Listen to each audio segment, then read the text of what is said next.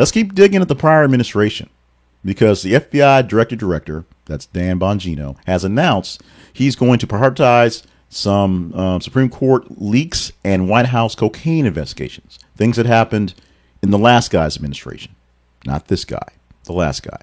This announcement came yesterday as FBI Deputy Director Dan Bongino announcing that the Bureau is renewing its focus on 3 unresolved cases from 2023: discovery of cocaine at the White House; from 2022, the leak of Supreme Court draft opinions of the Dobbs versus Jackson Women's Health Organization; and from 2021, placement of pipe bombs near political party headquarters in Washington, D.C.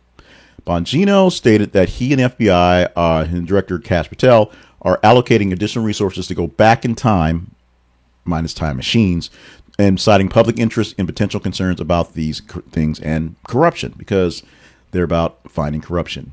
The cocaine incident involved a small bag of cocaine found in a cubby near frequently used entrance at the White House in the West Wing in July 2023. Secret Service closed the investigation after 11 days due to insufficient evidence. Yes, there was cocaine there, but they really couldn't figure out who it was based on fingerprints or DNA being lacking. Despite the closure, the incident has continued to draw attention in the sort of the political sphere, if you will, with political figures speculating those possibly links to the Biden family, though no evidence had been presented to support these actual claims. Basically, they just said, Hunter brought some cocaine to the White House one day and stashed it in a cubby, but they couldn't quite figure it out, or they didn't want to tell the world it was Hunter's cocaine. The leak of the Supreme Court draft opinion of Dobbs' case, which ultimately overturned Roe versus Wade, remains unresolved as well. The internal investigation by the Supreme Court failed to identify the source of the leak, leading to concerns about the integrity of the court's operations. The FBI is renewed in the investigation to uncover how this happened. And the pipe bomb case in 2021 involved explosive devices near the Democratic and Republican National Committee headquarters in January of 2021, the day before the Capitol riot.